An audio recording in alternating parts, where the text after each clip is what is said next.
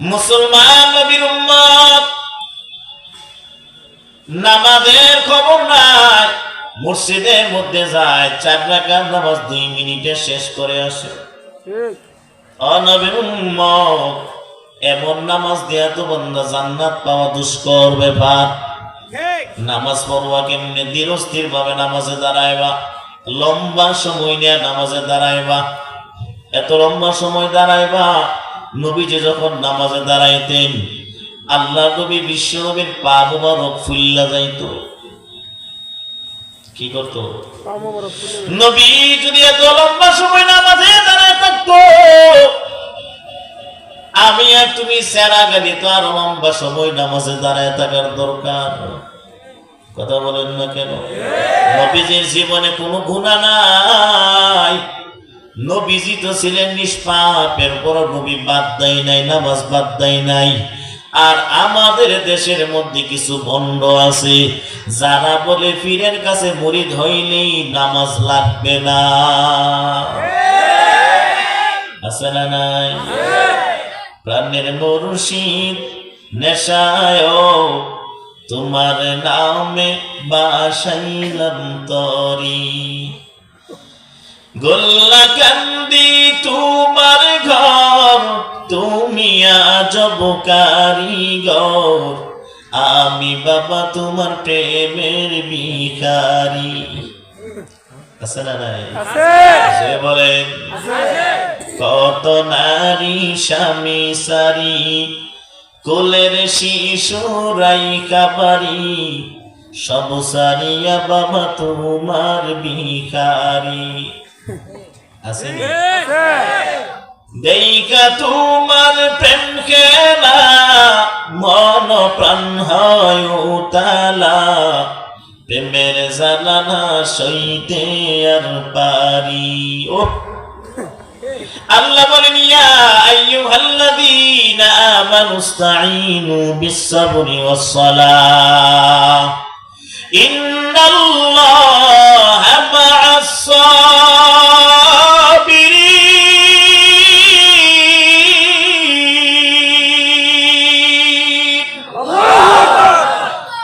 ধৈর্য ধারণ করে নামাজে দাঁড়াও।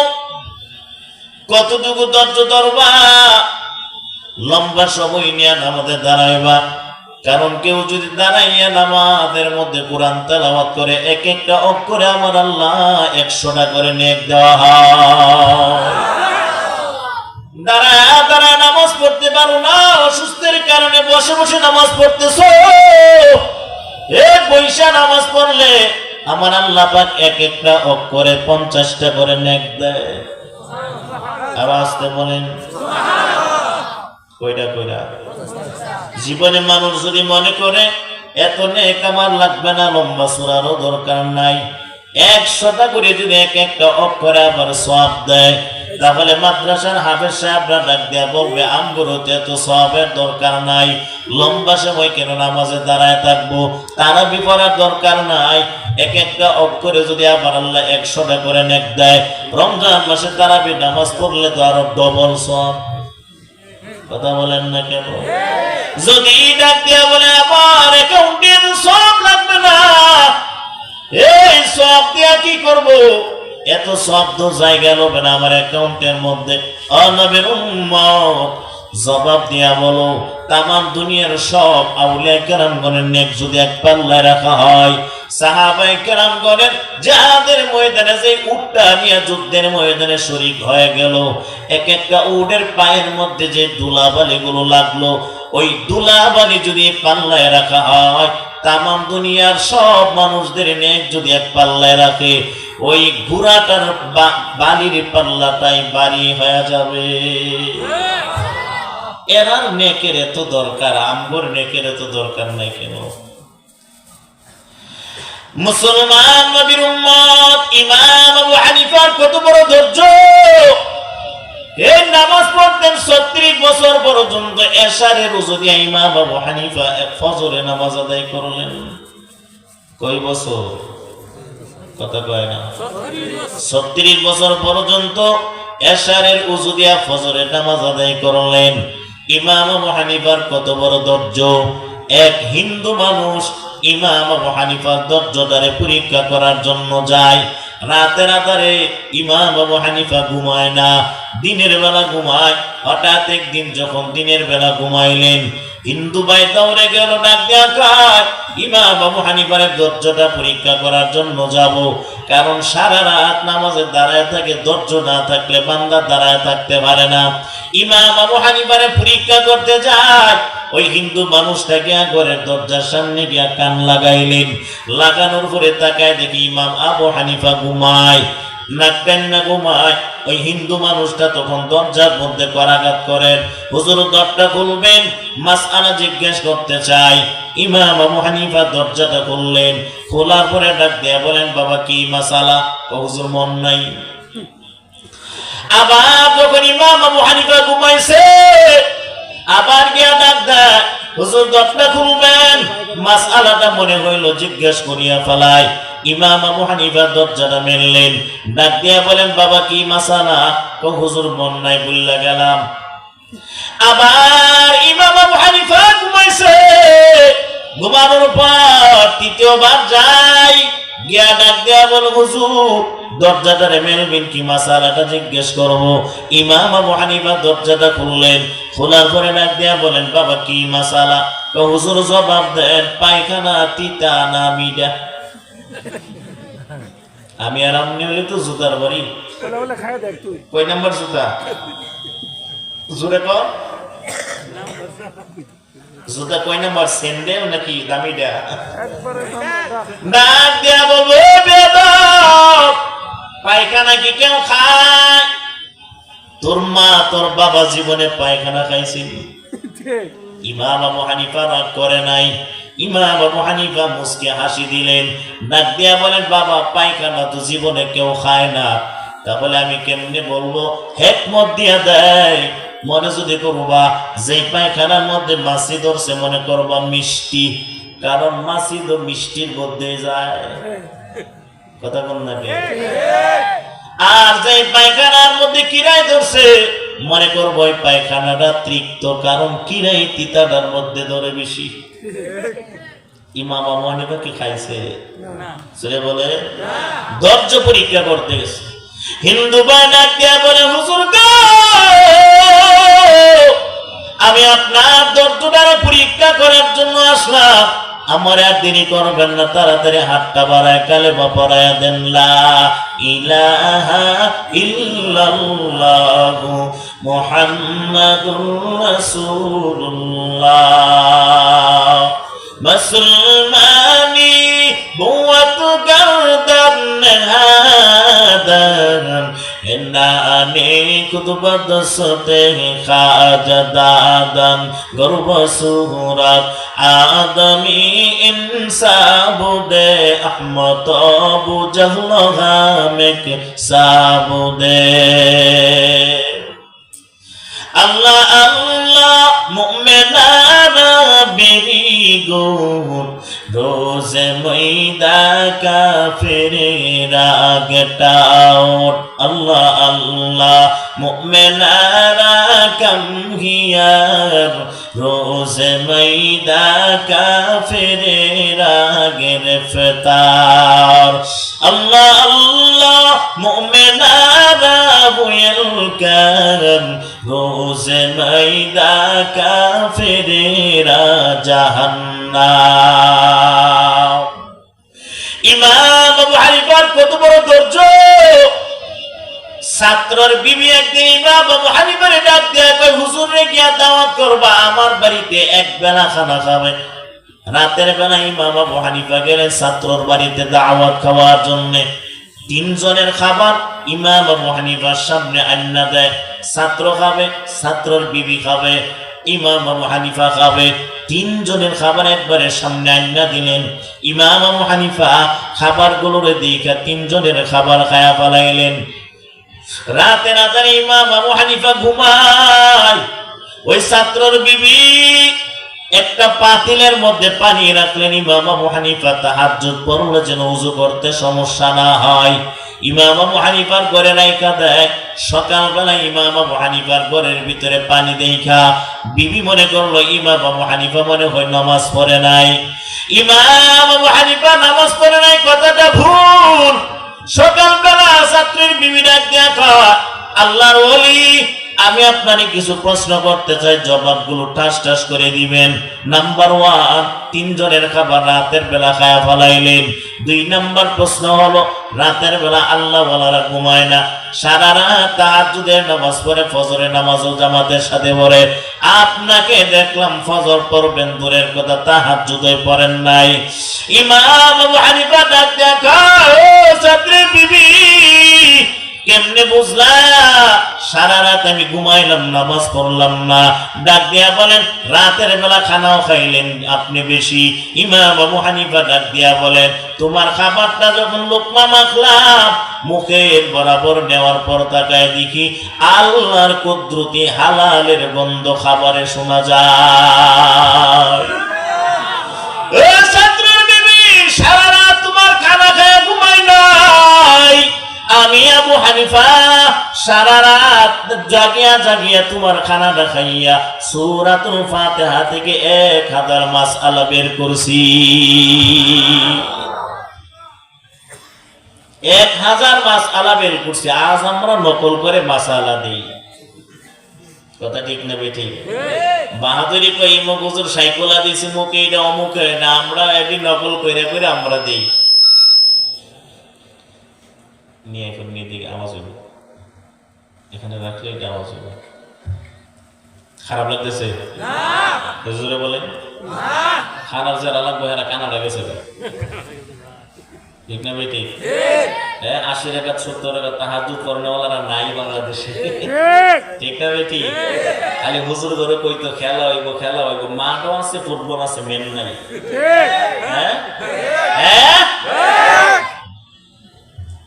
আওয়াজ না দিলে কেমনি মনে করবো যে এরা ঘুমাই গেছে। আল্লাহ আমাদের বুঝার তৌফিক দেন। আর জোরে বলেন আমিন। 80 রাকাত 70 রাকাত তাহাজ্জুদ করনেওয়ালা ইলা তো এই যুগের ইমাম আবু হানিফা। ইমাম আবু হানিফা কই? আল্লাহ আমাদের বুঝার তৌফিক দেন। আর জোরে বলেন আমিন। টুপিওয়ালা দেখলে খালি মাথা গরম হয় না? হুজুররা দেশটারে গিল্লা খায়া লাইছে। আমরা খাইছি না তোমরা খাইছো? তোমরা যে খাইছো আমরা দেখছি তো। সরমনের হিসাবের কানাডা বাড়ি আছে, আমসু হিসাবের ছিল, বাবুনগর হিসাবের ছিল। বর্তমানে বাংলাদেশের শ্রেষ্ঠ সম্পদ এবং ধনীর দিক দিয়ে আছেন আল্লামা মামুনুল হক সাহেব। ওনার কি কানাডা বাড়ি আছে? ইচ্ছা করলে করতে পারে না? তোমরা কানাডা বাড়ি করছো, বছর যাইতে না যাইতে মিরপুরে বাড়ি করে লাও নেতা ভাইয়া। খাও কই টাকা? কই পাইলা টাকা? আমার যে জায়গাতে জুমা পড়াই এই জায়গায় এক মেম্বার আছে, খুব মহব্বত করে আমারে। রাস্তা করতেছে, মানুষের জমির উপরে দেয়, মানে সরকারিগত রাস্তা করতেছে আর কি। জমি নিয়ে গেছে পাশে, এই পাশ থেকে ওই পাশ থেকে জমি কাইটা কাইটা মাটি সামনে দেয়। মহিলারা গাইলা ভাড়ারাই শেষ করছে, মানে এভাবে গাইলা আর কি। তা আমি মেম্বারে বললাম, আইন না, আপনি তো রাস্তা মশলা করতেছেন, কন্ট্রাক্টটা রয়েছেন আপনি, তো দিকে কোনা হুজুর ইবি যাইতাম না। হিবি খুব প্রশংসা করে আমার। আমি বললাম কি প্রশংসা করে? খাড়া ছাড়া খালি দেন আমার,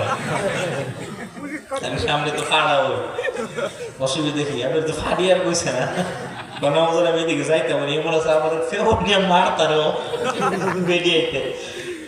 এমন কাম কেন করো যেই কাজ তোমাদেরকে পছন্দ করে না? যেদিন তুমি আসছো দুনিয়াতে সেদিন সবাই হাসছে। এমন কাজ করো তুমি হাসবে, পৃথিবীর মানুষ কাঁদবে, ঠিক না বেঠি? এমন কাজ করিও না যে মরার পরে মানুষ আলহামদুলিল্লাহ বলে, পরে জালেম মারা গেছে ভালোই হয়েছে। আল্লাহ হেদায়েত দান করেন, আমিন বলেন আমিন। হাজ্জাজ বিন ইউসুফ একজন জালেম বাদশা ছিলেন। একদিন করছে কি, রাস্তা দিয়ে যখন হাঁটতেছে, এমনি একটা গ্রামের এক লোক রাস্তার মধ্যে বয়া, আল্লাহ জালেমের তুমি ধ্বংস করে দাও। হাজ্জাজ বিন ইউসুফের ধ্বংস করো, এর আগে যে মন্ত্রী না, এর সময় যে মন্ত্রী এমপি ছিল এগুলোরও ধ্বংস করো। যখন এইভাবে বদদোয়া দিতেছে এমনি হাজ্জাজ বিন ইউসুফ সামনে আর কি, এটা হাজ্জাজ বিন ইউসুফের দেখছে না, কোনোদিন চিনে না, কারণ এই সময় তার মোবাইল নাই, দামি মোবাইল, ঠিক না? হাজ্জাজ বিন ইউসুফের বলতেছেন তুমি কার নামে বদদোয়া দেবো? বর্তমান জমানার বাদশার নামে, আল্লাহ এটা ধ্বংস করে দেবে। হাজ্জাজ বিন ইউসুফ কইতেছে তুমি কি আমারে চিনো? কারণ আমি আপনার চিনার দরকার নাই, তো চিন্তা মিলে গেল আমি হাজ্জাজ বিন ইউসুফ। মনে মনে করলা হাওলা কতই লাগে। এই আওয়ামও বলতেছেন তুমি আমারে চিনোনি, যে বেটা বাদশার সাথে এরকম ধমক দিতে পারে, বাদশার সাথে এরকম ধমক দিতে পারে, বলে আমারে আপনি চিনেননি? বাদশা কো না তোমারে চিনি না, আমি এই এলাকার একটা পাগল, দিনে 2 বার পাগল হই। এমন হয়েছে একবার, আবার সন্ধ্যার দিকে সিটারি করে বেটা বাচ্চা গেছে, গেত পাচ্ছে না জোরে কম। তোমরা যে দেশটা গিল্লা খায়ালাইছো, দেশ ইটা করছো এটা করছো এটা করছো, হুজুর করে এটা করবা এটা করবা, তোমরা দেশটারে গিল্লা খায়া ফালাইছো, তোমরা সিটারি করে কিয়ামতের দিন আল্লাহর কাছে বাঁচবা কেমনে? দুনিয়ার মানুষের কাছে বাচ্চা গেলা, কিয়ামতের দিন কেমনে বাঁচবা? সিসি ক্যামেরা যে একজন রাখছেন কেরামান কাতিবিন, এই যে সিসি ক্যামেরা আছে না নাই? জোরে বলেন। এই দুজনে কিয়ামতের ময়দানে যখন দেখানো হবে, এই কোরআন পড়ছিলি? আল্লাহ কোরআন পড়ছি না। পড়ছি, ইমাম সাহেবের সঙ্গে জিগান, ইমাম সাহেবের যখন গিয়া জিগাইব, একটাও মালিক পড়তো না। এই ইমাম সাহেবের দিকে তুই কেন তুই পড়লি না, নামাজে পড়ছো না ভালো কইরা, খালি তুই নামাজের টাইমে গিয়া খালি ও এদিক দিয়া করছো ওই দিক দিয়া করছো, খালি কসমেটিকের দোকানে গিয়া করছো। ওই যুবক কি ব্যাপার, কি ব্যাপার? খালি কসমেটিকের দোকানে গিয়া করছো আর হিন্দুদের মন্দিরে গিয়া দেখছো মোড়া মোড়া বিড়িয়া, করলাটা কি এই জীবনে?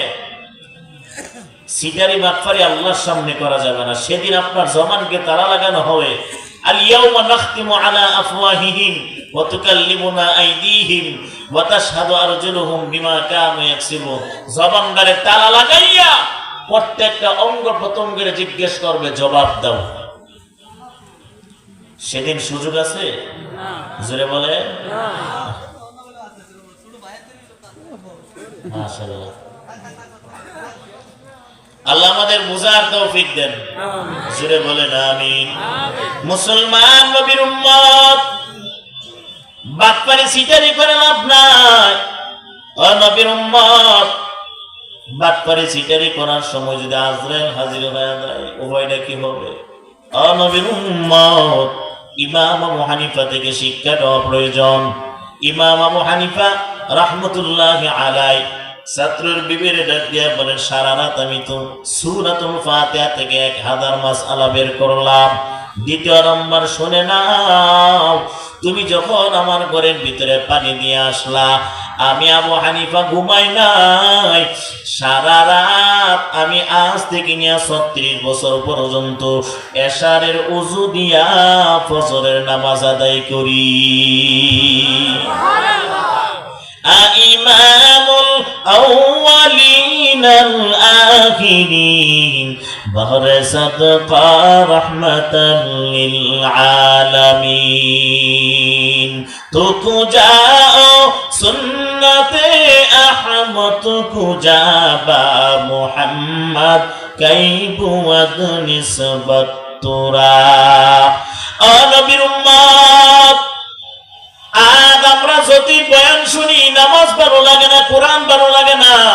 ওই এলাকার মুসলমান যুবক ভাই, অপর্দার অন্তরালের মা, বৃদ্ধ বাবাদিরা, বয়ানটা বান্দা এলোমেলো করার প্রয়োজন নাই। সর্বশেষে আপনাদেরকে বলিয়া যায়, যদি সময় থাকে, ও ও নবীর উম্মত, একটা ছেলের মাদ্রাসায় পড়ায়া ঘরের মধ্যে নামাজি বানায় নিবা, তোমার ঘরের মধ্যে যেন তালিম দিয়া সবাইকে দিনের দিকে আহ্বান করে। এর নবীর উম্মত, কোরআন শরীফ তুমি নিজেও পারো না, সূরাটা কেমনে পড়বা নামাজের মধ্যে এটাও জানো না ভালো করে। যদি একটা ছেলেরে পড়াইতা, নামাজি বানাইতা, কোরআনওয়ালা বানাইতা, ওই ছেলেটাই ঘরের ভিতরে তালিম দিয়া মা বাবার সূরা শিখাইতো। আজ আমরা মাদ্রাসা থেকে দূরে, কোরআনের মহব্বত অন্তরে নাই। কোরআনের মহব্বত না থাকলে আমাদের মহব্বত কেমনে হবে? এই কোরআনটাকে বাস্তবায়ন করার জন্য আমার নবী কত কষ্ট করছে, নামাজদারে বাস্তবায়ন করার জন্য কতই না কষ্ট করছে। আম্মা জান আয়েশা একদিন নবীজির চেহারার দিকে তাকায় দেখে কালো কালো দাগ দেখা যায়, ক্ষত বিক্ষতর দাগ। আম্মা জান আয়েশা ডাক দিয়া কয়, ও নবী, এগুলো দাগ কিসের দাগ? বসন্তের দাগ নাকি? আমার মায়ের নবী এই কথা বলার পর চোখ বেয়ে বেয়ে পানির অস্ত্রগুলো পড়তেছে। আম্মা জান আয়েশা ডাক দিয়া বলে, নবী আপনি কেন কাঁদেন? আমি আয়েশা কি কোনো বেয়াদবি করলাম? বলে, না না আয়েশা, আমার এই কথাটা শোনার পর ঐতিহ্য মনের একটা কথা মনে পড়ে গেছে। আমি যখন দিনের দাওয়াত নিয়ে বেঈমানদের কাছে যাইতাম, ওই বেঈমানেরা দিন মানতো না, আমি নবীর বেঈমানেরা পাথর দ্বারা দিল মারতো। ওই পাথরের আঘাত থেকে একটা আঘাত কালো দাগ হয়ে ক্ষত বিক্ষত হয়ে আছে। আম্মা জান আয়েশা ডাক দিয়া বলেন, নবী গো, আল্লাহর কাছে দোয়া করেন, আল্লাহ যেন দাগগুলো মুছা দেয়। নবী ডাক দিয়া বলেন, আয়েশা, আমি আল্লাহর কাছে বললে তো আবার আল্লাহ সেকেন্ডের সময় লাগবে না, দাগগুলোরে মুছায়া দিবে। তবে হাসরের ময়দানের দিকে তাকাও, জাহান্নামের ভয়ে মানুষগুলো কাঁদতে কাঁদতে যখন বড় ভাইয়ের কাছে গেল, আমার ভাই তুমি না জমিনে আমার আপন ছিলে, আর জাহান্নামের আগুন দাও দাও করে পিছনে জ্বলতেছে, আবারে বাঁচায়া নেন। মায়ের কাছে যাবে, মাও তারে বাঁচানোর জন্য আসবে না। বাবার কাছে যাবে, বাবাও তারে বাঁচানোর জন্য আসবে না। সেই কিয়ামতের মুসিবতের দিন আমার মায়ার নবী বলেন, আদম নবী থেকে নিয়ে ঈসা রুহুল্লাহ পর্যন্ত সব নবীদের কাছে যাওয়ার পর কোন নবী যখন উম্মতের জন্য সেজদায় পড়ে কাঁদবে না, আমি আমার গুনাহগার উম্মতের জন্যই সেজদায় পড়ে কান্নাকাটি করব। সেদিন আমার মালিকের দরবারে কাঁদবো, এক একটা কালো দাগের বিনিময় লক্ষ লক্ষ উম্মতের জন্য আমি আল্লাহর দরবারে সুপারিশ করে এক একটা কালো দাগের বিনিময়ে উম্মতদেরকে জান্নাতে দিতে পারবো। নবীর উম্মত, নবীর চিনলা না, আল্লাহরে চিনলা না, সারা জীবন চিনলা শুধু তোমার নেতারে রে বাবা। নবীর উম্মত, আমার মায়ার নবীর কত পাওয়া, আমার মায়ার নবী কেমন নবী ছিলেন। মিশকাত শরীফের হাদিস 533 নং হাদিস এম খণ্ডের মধ্যে উল্লেখ করেন, মদিনার মধ্যে একজন রাখাল জঙ্গলার ভিতরে রাখালি করে, হঠাৎ করে তাকায় দেখে জঙ্গলার ভিতর থেকে একটা বাঘ তার ছাগলের পালের ভিতরে ঢুকে গেল। ছাগলের পালের ভিতরে ঢুকা ওই বাঘ একটা ছাগল গাড়ের মধ্যে কামড় দিয়া জঙ্গলার দিকে নিয়ে যায়। রাখালে বাঘের পিছনে পিছনে দৌড়ায় ডাক দিয়া বলে, ভাগ, আমার ছাগলটারে নিবি না, মালিকের কাছে জবাব দেওয়ার কোনো কিছুই থাকবে না। আমার মালিক যদি শুনে মনে করবে আমি চুরি করে বিক্রি করে ফেলাইলাম। এরে ভাগ, আমার ছাগলটারে নিবি না। ওই রাখাল দৌড়ি গিয়া বাগদারে ধরছে, বাঘের জবান থেকে মুখ থেকে বকরিটারে নিয়ে আসলো। বাঘে তারে কোনো ক্ষতি করে নাই, বকরিটারে সাইডে দিয়া বাঘ পাহাড়ের উপরে উঠে গেল। ওই পাহাড়ের উপরে উঠার পর বাঘের জবান থেকে মানুষের ভাষায় কথা বলতে আরম্ভ। ওই রাখাল তাকে দেখে বাঘে ডাক দেয়া, ও রাখাল, আল্লাহ আমারে এই শিকারীটা নিযুক্ত করে দিল, বকরিটা আমার রিজিক ছিল, আল্লাহ বের করে দিল, তুমি আমার জবান থেকে বকরিটারে নিয়ে গেলা, কাজটা কিন্তু ঠিক করো নাই। ওই রাখালে মনে মনে ডাক জোরে জোরে ডাক দিয়া বলেন, এরে ভাগ, আশ্চর্যের ব্যাপার, তুই যে মানুষের ভাষায় কথা বলতে পারো। ওই বাঘ ডাক দেয়া, রাখাল, আমার থেকে বড় আশ্চর্য ব্যাপারটা শুনতে চাও? বলে কি ব্যাপার তুমি শোনায় দাও। আমার থেকে বড় এই জবানটা দিয়ে কথা বলতেছে, এরা যদি আশ্চর্য ব্যাপার হয়, এর থেকে বড় আরো একটা আশ্চর্য ব্যাপার আছে। মদিনায় গিয়া দেয় মক্কা থেকে একজন নবী আছে, ওই নবী মানুষদেরকে তোমাদেরকে দিনের পথে ডাকে, তোমরা মানো না। যদি মানতা সর্বনিম্ন জান্নাত 10 দুনিয়ার সমান পাইতা। বাগে নবীর সংবাদ দিচ্ছেন, আর আমরা মানুষ হয়ে চিনলাম না। এর থেকে বড় নিমক হারাম জমিনে আসেনি। মদিনার নবী গিয়া দেখবি দিনের দিকে দাওয়াত দেয়, সামনের এবং পরের, আগের এবং পরের খবরটা আমার আল্লাহর পক্ষ থেকে দেয়। তাড়াতাড়ি যাওরে রাখাল, গিয়া নবীরে মানিয়ে নাও। ওই রাখাল আর দেরি করে নাই, দৌড়ে গেলেন মদিনায়। রাখাল মালিকের হাতে বকরিগুলো বুঝাইয়া মদিনার উদ্দেশ্যে রওনা। মদিনায় গিয়া ডাক দিয়া কয়, ও মদিনার মানুষ, এমন একজন নবী নাকি আসছে, মুহাম্মদ নামে লোক আসছে, তোমরা কি তারে চিনো? কই যে গিয়া তাকায় দেখ মসজিদে নববীর পাশে, সেখানে বসে বসে মানুষদেরকে দিনের দাওয়াত দেয়, ভালো পথে আহ্বান করে। ওই রাখালটা দেরি করে নাই, আমার মায়া নবীর সামনে গিয়া দাঁড়াইয়া চোখের পানি ছেড়ে কান্না করে। নবী ডাক দিয়া বলে, ভাই কেন কাঁদো? ডাক দিয়া বলে, নবী আমি রাখাল, আমি জঙ্গলার ভিতরে রাখালি করতাম। একটা ভাগ আপনার ব্যাপারে সত্য সাক্ষী দেওয়ার কারণে, সত্য প্রমাণের সাক্ষী দেওয়ার কারণে আমি মালিকের রাখালি ছেড়ে দিলাম, আপনাকে তালাশ করার জন্য আসলাম। নবী আপনি আমারে আর দেরি করবেন না, হাতটা বাড়ায় আমারে কালেমা পড়ায় মুসলমান বানায় দেয়।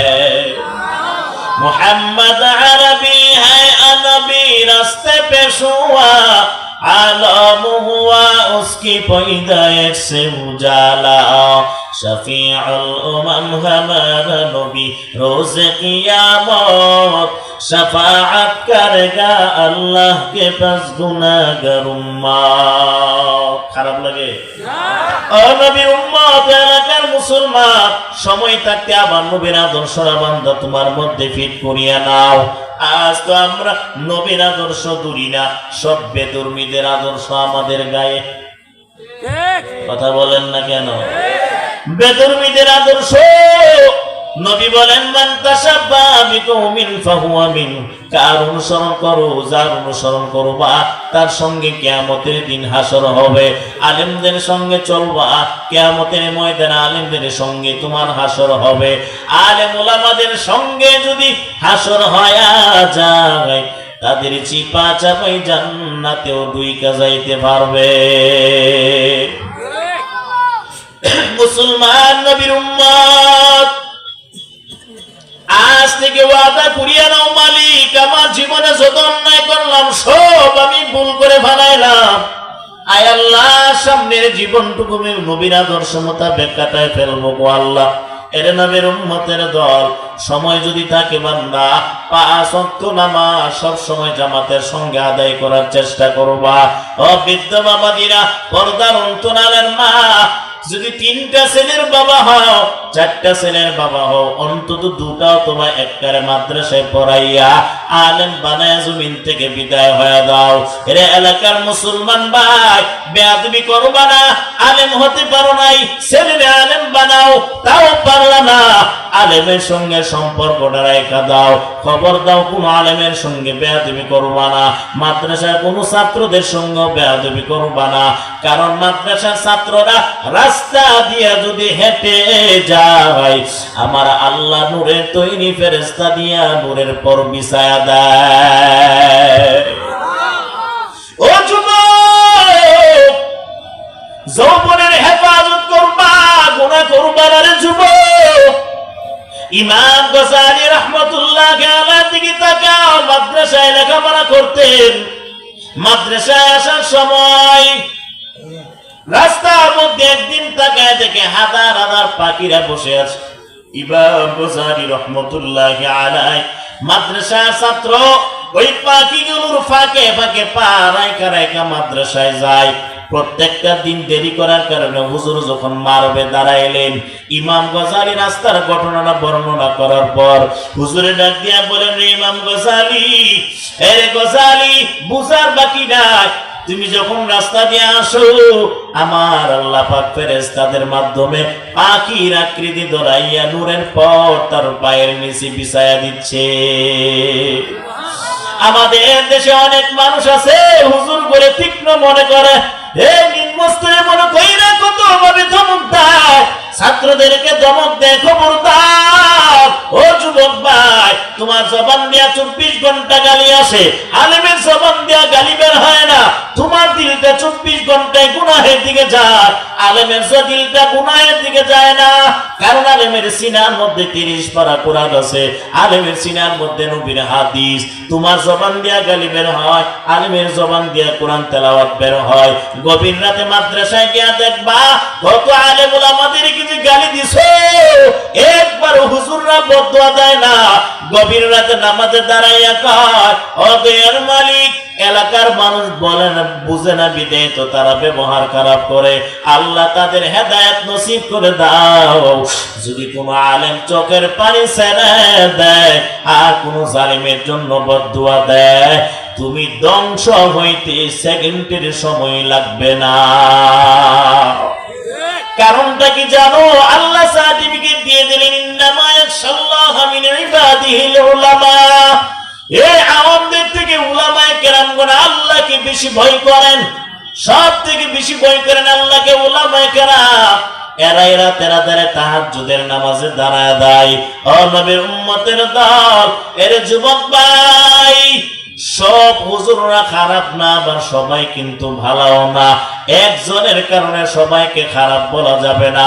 আম পাবলিক 99 ভাগ গুনাহের কাজে লিপ্ত, আর আলেম ওলামাদের মধ্যে একজন যদি গুনাহ করে না ফসায়া সারে না, কথা কোন লাগে তো হুজুর মনে এই কাজটা করলো, হুজুরের যৌবন নাই, আছে না নাই? ইন্নান নাফসা লাআম্মারাতুম বিসসু ইল্লা মান রাহিমা রাব্বি। নফসে আম্মারা এমন একটা বস্তু যেটা খারাপের দিকে সব সময় যাবে। আল্লাহ ওয়ালা বলেন, বুজুর্গ বলেন, যেটাই বলেন, কিন্তু আল্লাহ যেই নফসের উপরে রহম করলেন, ওই নফসটা কোনোদিন গুনাহের দিকে যাইতে পারে না। ও নবীর উম্মত, ও যুবক ভাই, খবরদার মাদ্রাসার ছাত্রদেরকে ধমক দিয়া কথা বলবা না, এদেরকে বসাইয়া মাঝে মাঝে কোরআন তেলাওয়াত শুনবা। এরে বাবা, তুই কোরআন পড়া, আমি শুনতে থাকি। কোরআন তেলাওয়াত করা আর কোরআন শোনা দুটোটাই সমান সওয়াব। আরো আস্তে করে বলেন, বসাইয়া মাঝে মাঝে কোরআন তেলাওয়াত শুনবেন। এই তুই সূরা ইয়াসিন পড়, আমি পারি না। অথবা নিয়ে যাবেন মাদ্রাসার ছেলেদেরকে, আমার বাবার কবরস্থানে দাঁড়ায় একটু কোরআন শরীফ পড়ো। কোরআনের হাফেজদেরকে নিতে পারেন না মাঝে মাঝে, নিজেদের কোনো ফেস্তা বানালেন ওই না, মাঝে মাঝে উলামায়ে কেরামগণদের সঙ্গে চলাফেরা করে নিয়ে যাবেন, আন বাবার কবরে যায়। আর মুরব্বীদেরকে বলবো, আপনারা যারা আছেন, যদি নাতি তাকে, ছেলের ঘরে নাতি, মেয়ের ঘরে নাতি, মাদ্রাসায় দেন, একটা ছেলের হাফেজ কোরআনওয়ালা বানান, কাজে লাগবে। আল্লাহ আমাদের বুঝার তৌফিক দেন। আর জোরে বলেন আমিন। এর নবীর উম্মত, বৃদ্ধ বাবাদিরা, পর্দার অন্তরালের মা, আল্লাহর দরবারে তওবা করো, আল্লাহ গুনাহ আর করব না। এর যুবক ভাই, তোমাদের সম্মান আমার আল্লাহ কিন্তু কম দেয় নাই। সম্মান আমার আল্লাহ দিলেন যুবকদেরকে, আল্লাহর আরশের ছায়ার তলে 7 ব্যক্তি ছাড়া কেউ থাকতে পারবে না। এদের মধ্যে একদল হলো যারা যৌবনকালে ইবাদত করেছে, ঠিক না বেটি?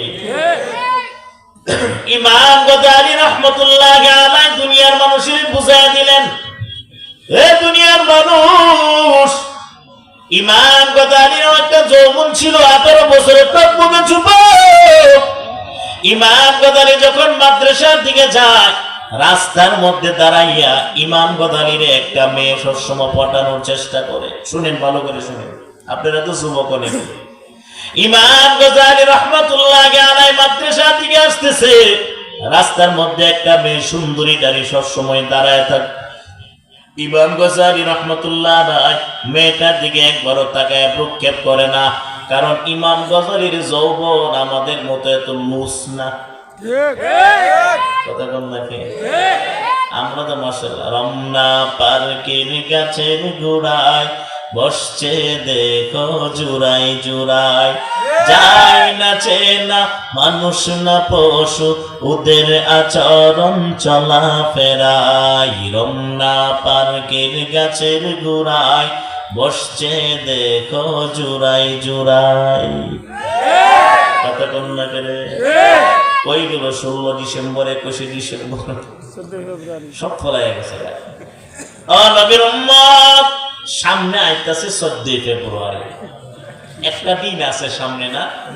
হুজুর সব দিন পালন করিব না করি 14 ফেব্রুয়ারি করা দরকার, ঠিক না বেটি? আর বর্তমানে আছে মহিলাদের জন্য বউ বাজার, আছে না নাই? বউ বাজারে যে কি মজা, পুরুষের কোনো জায়গা নাই। আর কোনোদিন গেলে যদি ফরতারের নিচে ভিডিওতে ফিরে খায় মেরে যাবেন, যায়েন না, আগে থাকতে সতর্ক করে দিলাম। ও যুবক ভাই, ইমাম গজালি থেকে শিক্ষা নাও, মাদ্রাসায় যায়। আর ওই মেয়েটা যখন ইমাম গজালির দিকে তাকায়, একবারও ইমাম গজালি তাকায় না। একদিনের ঘটনা, ইমাম গজালিরে দেওয়ার জন্য আসলেন মেয়েটা, ডাক দিয়া বলেন আমার বাড়িতে কেউ নাই, আপনার সঙ্গে কথা আছে, চলো। ইমাম গজালি বলে না, যাব না। আরেকদিন যখন যায় না, ইমাম গজালিরে নেওয়ার জন্য ফোন দিয়া আটে। মেয়েটা ডাক দিয়া কয়, তার খাদেমটারে ডাক দিয়া বলে ওই ছেলেটারে গিয়া বলবে আমার বাড়িতে একটা বাচ্চা আছে, ওই বাচ্চাটা অসুস্থ, আইসা যেন সূরা কালাম পড়া যার ফোন দেয়। ইমাম গজালি রাহমাতুল্লাহ আলাইহি মেয়েটার বাড়িতে গেছেন। মেয়ের বাড়িতে যাওয়ার পর মেয়েটা একটা নির্জন ঘরের মধ্যে নিয়ে গেল। ইমাম গজালির ডাক দিয়া বলেন, যুবক এখানে কেউ নাই, আমি আর তুমি ছাড়া কেউ নাই, আমি তোমার থেকে মদ আহরণ করবই করব। আমরা যদি হইতাম বলতাম নেও, খুললে দিলাম। কি মজা! এজন্যই তো আজকে হারবাল খাওয়ানো লাগে। হারবাল তো এমনি বেছে না, দুর্বলের হারবাল। যৌবনের চাহিদা যতাই ততাই গিয়ে মেঠাও, এজন্যই তোমাদের আল্লাহ এই গজব দিয়েছেন। কথা বলেন না কেন? ইমাম গজালি ডাক দিয়া বলেন, ভোট তুমি কি আমার সঙ্গে খারাপ কাজ করতে চাও? তুমি আপোষে রাজি না হলে তো করতেই পারি। ইমাম গজালি ডাক দিয়া বলেন, একটা মিনিটের সময় আমার দাও, বাথরুম থেকে বাথরুমের কাজটা সাইরাস। ইমাম গজালি বাথরুমের ভিতরে ঢুকলেন, ঢোকার পরে সারা শরীরের মধ্যে ময়লা পানি মাইকা আছে। চিন্তা করছেন, ময়লা পানি মাখলে গন্ধ করে না?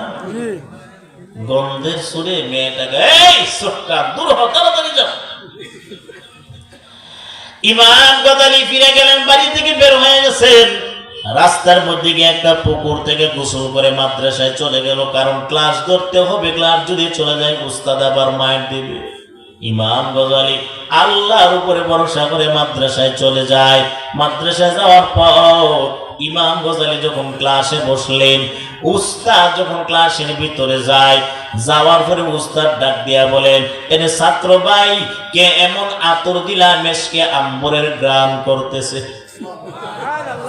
আসতে কইেন, ও ছাত্র ভাই, কে আতর দিছো? আতর না তো, এটা জমিনের আতর না, এটা জান্নাতের গ্রাম। কে দিলা তাড়াতাড়ি বলো। কেউ তো কোনো কথা বলে না। ইমাম গজালি মনে মনে চিন্তা করেন, ব্যাপারটা কি? আমার শরীরে ময়লার গন্ধ দিকে কি হুজুর ঠাট্টা বিদ্রুপ করে নাকি? ইমাম গজালি নিচের দিকে তাকায় চোখের পানি ছেড়ে কাঁদতে লাগলেন আল্লাহর দরবারে, আর দোয়া করেন, ও মালিক, আমার ইজ্জতটা বাঁচায় দিয়েন গো আল্লাহ। ইমাম গজালি রাহমাতুল্লাহ আলাইহি দোয়া কবুল হয়ে গেছে। উস্তাদ ডাক দিয়া কয়, কে আতরটা দিলা তাড়াতাড়ি জবাব দাও, দাঁড়ায় দাও। কেউ দাঁড়ায় না, কারণ এমন আতর তো কেউ দেয়ই নাই।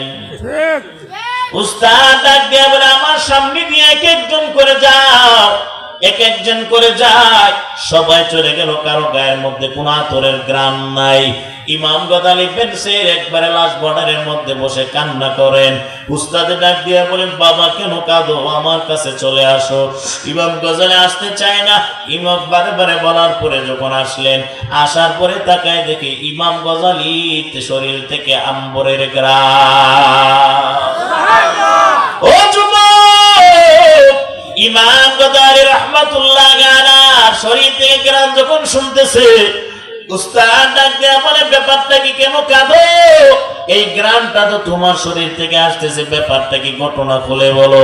ইমাম গজালি পুরা ঘটনা যখন উস্তাদের কাছে খুলে বললেন, উস্তাদ ডাক দিয়া কয়, ও ছাত্র ভাই, তোমরা কি জান্নাতি যুবক দেখতে চাও? তাহলে ইমাম গজালির দিকে তাকাও, নিশ্চিত জান্নাতি পুরুষ। ও নবীর উম্মত, ও যুবক ভাই, ও বৃদ্ধ বাবাদেরা, পর্দার অন্তরালের মা, এখনো সময় আছে। আল্লাহর দরবারে তওবা করে বিদায় হয়ে দাও। যখন মৃত্যুর সঙ্গে পাঞ্জা লড়বে, সেদিন তওবা করলে কোনো কাজ হবে না। অতএব সময় থাকতে আমার মালিকের দরবারে তওবা করে বিদায় হয়ে দাও। আল্লাহর দরবারে কাঁদো, মালিক, জীবনে কোরআনটাও পড়তে পারলাম না, 5 ওয়াক্ত নামাজ ভালোভাবে পড়তে পারি নাই, কত নামাজ বাদ দিয়া দিলাম। আয় আল্লাহ, নবীর আদর্শটা পূর্ণাঙ্গভাবে ধরব, আদা করলাম। আল্লাহর দরবারে পাক্কা নিয়ত করে বান্দা জমিন থেকে বিদায় হও, কারণ কবরে যদি যাও, ওই কবরটা কিন্তু শান্তির জায়গা না রে বাবা। আল্লাহ বলেন, ইয়া আইয়ুহাল্লাযীনা আমানুত্তাকুল্লাহ হাক্কা তুকাতিহি ওয়া লা তামুতুন্না ইল্লা ওয়া আনতুম মুসলিমুন। তোমরা কবরে আসবা, খবরদার মুমিন হয়ে আসবা, অমুসলিম হয়ে আসবা না। পূর্ণাঙ্গ মুমিন না হইয়া কবরের দিকে পা বাড়াইবা না, আসবা না, খবরদার। এই কবরটা সাধারণ ঘর না, এই কবর পোকা মাকড়ের ঘর। ওই কবরে এমন ভাবে শাস্তি দেওয়া হবে, ও নবীর উম্মত, এক একটা সাপ যখন সুবল দিবে, বান্দা 70 গজ মাটির নিচে যাবে, আবার ওই লেজ দ্বারা টান দিয়া তুলবে, আবার কামড়াইতে থাকবে। এই সাপেগুলো যদি জমিনের সাপের বিষগুলো আসতো, দুনিয়ার সব গাছ গাছালি গুলো একবারে পুড়ে ছাই হয়ে যাইতো। অতএব নবীর উম্মত, যদি ওই জাহান্নামের আগুন, ওই আযাবগুলো তোমার সহ্য হয়, গুনাহ করো, বাধা নাই। যদি বলো আল্লাহ সহ্য করতে পারবো না, পায়ে হাত দিয়া বলতে চাই, গুনাহ করবা না। গুনাহগারদের সঙ্গে বান্দা চলাফেরা করার কোনো সুযোগ নাই। ও নবীর উম্মত, অনুরোধ করে বলবো, এ কত নামাজ বাদ দিবা না, আল্লাহর দরবারে তওবা করে বিদায় হয়ে দাও। মালিক, আমার গুনাহের খবর আমার মা বাবা কেউ জানে না রে আল্লাহ।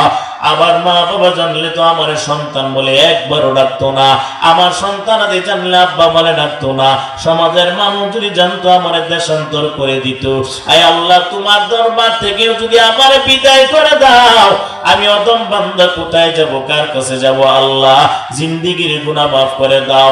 অতীত গুনাহের জন্য লজ্জিত হইয়া ভবিষ্যতে গুনাহ করব না বলে অঙ্গীকার করিয়া আজকে থেকে আমলের মধ্যে লাগিয়া দেব। এমন পাক্কা নিয়ত যদি থাকে, আমার মাওলারে হাত দুটো সবাই তুলে দেখায়া দাও। লিল্লাহি তাকবীর। ও দয়ার মালিক, ফিতনা ফাসাদের জামানায়, যেই জামানায় আগুনের আংরা হাতে নেওয়া সহজ, ইমান রাখা কঠিন, এমন জামানায় আপনার বান্দারা হাত তুলেছে, গুনাহ করবে না। আয় আল্লাহ, যুবকদের হাত আপনি কবুল করে নেন, ইমান আমল মজবুত করে দেন, ইমান আমল নিয়ে কবরে যাওয়ার তৌফিক দান করেন, আমিন।